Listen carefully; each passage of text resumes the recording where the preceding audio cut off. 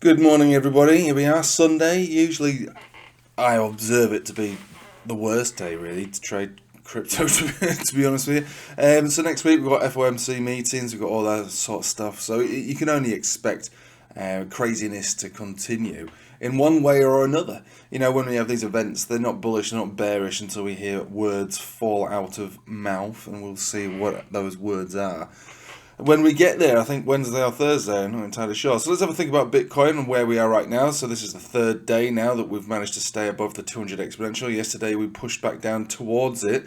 And in fairness, we didn't get a death cross. So really you could consider it to be a golden cross retest of some description. There is no pump signal on this one yet. We're waiting for a Chiku span over here to close outside of the cloud, which would mean a push and a closure all the way up to $64,000. Don't really see that happening, not yet, but you know, over the next week to 10 days, we really have a nice big break in the cloud, and you could close at this exact level and possibly get yourself a pump or a trend signal, depending on how the itch cloud decides to close. Considering the baseline is here, it will probably be a pump signal if anything, which is fine because a nice pump signal could take you up to 64, maybe even 68,500. So we'll see how that continues over the next week. But look, something like this, a big move could be born off the back of a FOMC meeting. We're going to have to look at stocks, indices, and other bits and bobs before we get too excited. When it comes to momentum, though, we do have the positive cross on the MACD, which technically is bullish, and we do have bullish divergence on the money flow index. This is all on a daily, and on the RSI, also on the daily. So it still looks good, still looks good on the daily. It's the weekly that's offering the resistance at the moment, which is currently pushing up towards that 10 exponential and a 21 exponential. So quite a lot of resistance here. You can see the last few times we've touched those, bang down and then bang down. And the 21 exponential on the weekly effectively works just like a Bollinger Band. So you give yourself more chances of being rejected from it than breaking from it, but that remains to be seen. And if you did break from it, then we have that upper target that we've been saying, which is the actual 20 weekly moving average, just below 63,000, about 62,900 thereabouts, where we could push into and get rejected from. So until we've cleared that area, all of this is fair game to be rejected from. So if we bring our attention back over to the old US 500, the S&P futures market, we're still in the formation. So this is what we said, so where we left it on Friday. So, rejection, that's pretty much the all-time high. Down to the bottom, significant pullback. Up to the top, okay, lower high. Down to the center of the range, which basically is a 21 exponential moving average on a weekly. So it's the opposite of Bitcoin is, really. So Bitcoin is below these areas, being potentially rejected from it. S&P came down to those areas, and again, statistics count for a lot. 65% more likely to remain in the band that you're in, the portion of the Bollinger Band, and there you go. So perfect retest of a 21 exponential moving average and moved back up to the top. So what it is that we have to think about is, okay, Bitcoin is still clearly consolidating with a view to remain in the bottom portion of the band between either here or 63,000, and S&P has already bounced from its Bollinger Band center and moved up towards the top of a descending trend line, ever so small and subtle, but still lower highs. Does that mean that we're likely to see a rejection from S&P at the top at some point early next week before FOMC kicks in?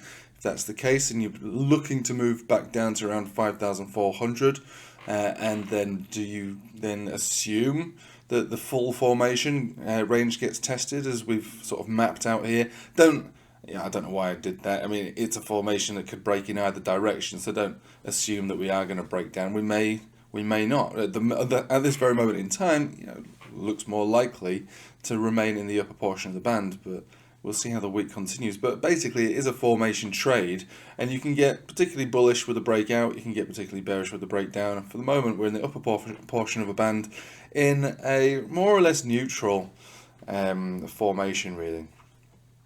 What I'm trying to point out here is that the chances of a rejection on the S&P is more likely than continuation, because we've got we've got this mapped out, really, and until we see a breakout, we shouldn't assume a breakout at all, especially with multiple drives of bearish divergence on the weekly.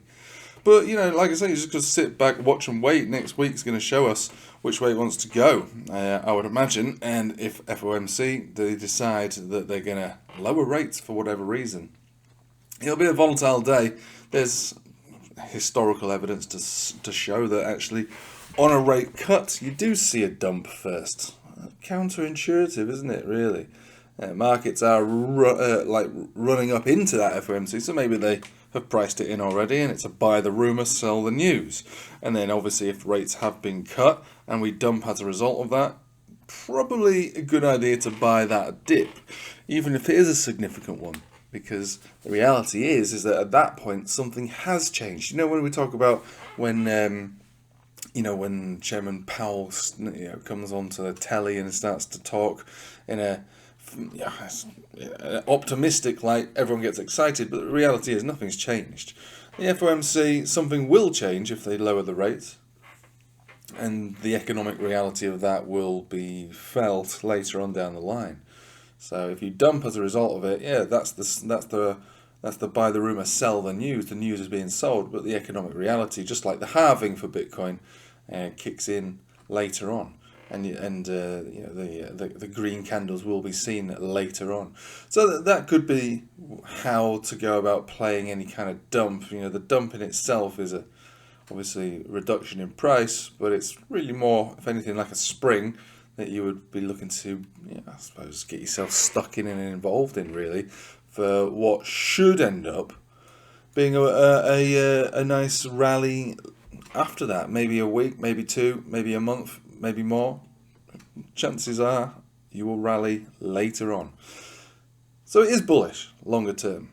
So let's dig a bit deeper onto the shorter term time frame. So we've got the 4 hourly still in play with the pump signal being above all moving averages. No golden cross as yet. The golden cross looks to me like it will complete probably Tuesday to Wednesday next week at this current trajectory. If we end up going higher, then obviously it'll speed up the moving averages, allowing for that golden cross to kick in. Remember, golden crosses, and just like death crosses, have a habit of being retested. Very likely to get retested, not guaranteed, but very likely, which would mean a pullback into around about 58,700 to see if this golden cross has any validity whatsoever. We're looking at momentum. We do have a bit of bearish divergence on your money flow index. We don't have any on the RSI, so as far as momentum is concerned, it's slowing a little bit, but not enough to be afraid. And again, the daily isn't really showing that at all, so that's fine. We've also got this 1-2 drives of bullish divergence on the money flow index, which is usually a good way to spot the bottom. Spot the bottom. So this is something that we were talking about all the way back in December, throughout the summer, saying that these are the usual signs of bottoms forming. But because it is on a weekly, it's not going to allow you to accurately pinpoint that perfect 100x leveraged position. It's more of I suppose, an environmental change. The environment of the chart, that would be. Is it a more favourable trading environment now that we have signs of a bottom, or is it a less favourable trading environment like what we've had all the way down here, really? So not too bad. Let's have a quick look at Ethereum. Ethereum behaving similar to the total 2, really. Basically, the weekly being supported on a 200 weekly. We've not closed below this. This is effectively a golden cross retest from the golden crosses that more or less continued all the way from the last bull market. So, long-term investors look at this and go, fine, if I am going to buy Ethereum, if I am going to be bullish on Ethereum, I would effectively allocate towards these lower levels, because if it rallies from here, it's a V-shaped recovery. If it breaks down from here, at least we can nip it in the bud. We tried our best to get one of the lowest supports registered on a chart. So Ethereum on the weekly, not looking great, I have to say. Moving in the face of Bitcoin. Bitcoin still being the most dominant crypto asset.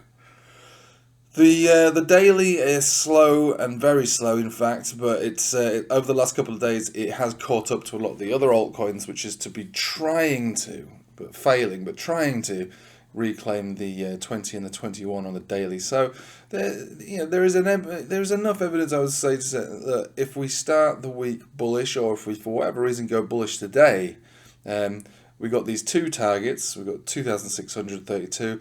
We've got 2,900 on Ethereum, and that would be a significant move for Ethereum there, and it would influence this chart, the Bitcoin dominance chart, which, looking at this on the weekly, is massively bullish. It has been for a long time, a really long time, in fact. Since, I suppose, forever, since losing the area, we've assumed there's a couple of areas where alt seasons may have taken place. First ones were going to be these highs. We didn't. We reclaimed these highs, continued on. The 200 exponential could have been a rejection area. We did have a small rejection area, a small bit of alt season, if you could call it that, perhaps maybe for about a month. Not too bad, but it wasn't really much. And then we continued on, again, strengthening this trend. And this is the first horizontal area of significance, really, that we've seen since 2021, really, since we lost it, where an alt season may actually be born, really. Considering the situation with how bullish Bitcoin is, and ETFs, and just lack of conviction in altcoins, it normally is counterintuitive, like everything else. People fail to recognize that trends can change, even if it's just for a short term. And we'll be looking at this area, 58.5% dominance, as an area where you may get rejected, only to find support down at these lower levels, about 10% max, I would say. And if you do lose that, then fine, excellent. This is how we played this alt season. We found the double top, but we were cautious all the way down. Okay, we approach support, get ready for a bounce. Okay, didn't bounce. Okay, let's carry on with the alt season. These are weekly candles. This isn't like something that you don't miss out on a trade here. You go, all right, let's just be careful. All right, we're below, we're rejected. Alt season continues. Right, we're coming down to a major support. What are we going to do? Let's be guarded. Let's chill. Let's watch out. Okay, we're broken down. Lovely. These are all weekly candles, by the way. You're not missing out on anything. You've got plenty of time. Rejected. Okay, lovely. It looks like we're alt season's back on. And it certainly was. And a few 100x later, you exit the positions for significant gains. So what we're looking at here is the chances of a rejection here are quite likely. They're not guaranteed. If it breaks from here, no big deal. Bitcoin is king all the way up to the top. That's 64% dominance, where another alt season becomes more likely. And if it does come up to this area, the alt season will be significant. Very significant, much, much bigger, longer lasting, serious, significant gains. So there is two areas on this chart, really, where we could start to get excited. And Ethereum is going to play a big part of that. And at the moment, Ethereum pushing a daily resistance. But if it were to break, yeah, nice moves, like what we said, nice moves to these areas. They're not small, top areas a 20% move for Ethereum. It could even go higher, to be honest with you, back into the 3,000s, but 1, 2, and 3, I suppose. So yeah, I'm not going to write it off. I'm going to look at it very optimistically. But because it is Sunday, not usually a great day to trade. And if for whatever reason Sunday does go particularly bullish on Bitcoin and crypto, that's good, because we're looking at risk assets rallying on a weekend into a Sunday, throughout a Sunday, possibly even closing the Sunday daily candle green. It's going to be a good indication that stocks will actually move up and break out from that triangle, or from that wedge, and they will also continue, meaning that actually we're looking to rally all the way into the FOMC event, where we might easily find a dump, because again, buy the rumor, sell the news. But usually, and again, it's just an anecdotal, really, just from obviously trading for so many years. I often find that Sundays, they can have a little rally, small rally in the day, and they fizzle out throughout the afternoon, into the evening, and into the night, because again, the bigger bulk of the cash is traded throughout the week, and as S&P, as we can see, has moved all the way up to the top of the resistance. We don't want to get too overexposed over the weekend in risky assets when the big players are at resistance when they start the Monday morning. So just got to be careful with that. Respect the larger markets which are at resistance. And look, let's face it, Bitcoin is also at resistance on a weekly as well. So I would say it's better to be cautious than over-optimistic in the short term. But as I keep saying, and I keep reiterating to everybody, especially the patrons, let's not lose sight of the general expectation. It's not a prediction, it's a projection. And this is what we're trying to put across here. And I've been trying to say this since, well, I suppose we saw the consolidation really start to pick up pace. Because I thought that there was going to be a consolidation throughout this summer, and we certainly had that all the way through the summer into the autumn now. It's the first time we've really seen any kind of significant attempt to move up. It's really just a matter of lower highs, lower lows, to which it still is. We are looking for the projection, time-wise, to break out some point towards the end of this year into next year, if all goes well. I tried to stand back from all the FUD and the news. It's real. It's real. There's reasons why this may dump. And look, this is the previous consolidation here. And we saw that come to a nice clean end. We saw a nice rally, and then we saw a black swan event take place. So nothing's clear and cut, but the general projection is this. So like for hodlers, it should be okay. I don't really see too much of a problem with hodlers fulfilling their goals really around this time next year. Is my general expectation where the cycle will come to an end, or basically your bags should start. You should start to limit positions and take cash really. But yeah, for the moment, I still look at it as one giant consolidation, which will end at some point relatively soon, going into a more significant and sustained period of bull market. So I'm not massively worried, but if you're looking to try and grab the low or avoid buying a temporary top, I suppose today is just a day to sit and watch and wait, see how things unfold. Right, so long story short, everything's more at resistance. These charts are still technically bearish in crypto. We'll open the week tomorrow, at resistance, and so we'll see if those resistances break. My general rule is always expect to be rejected at resistance, always expect to be supported at support, and as we are pushing resistance right now, our expectation is to be rejected, but that doesn't mean that it has to. Remember, invalidation and validation of any immediate or long-term bias, and at the moment, resistance, rejection, short-term bias. We'll see what happens next week, which, to be honest, it could be a very significant week. Right, I'll leave it with you there. Thank you for watching. Hope you have a nice day. Take it easy.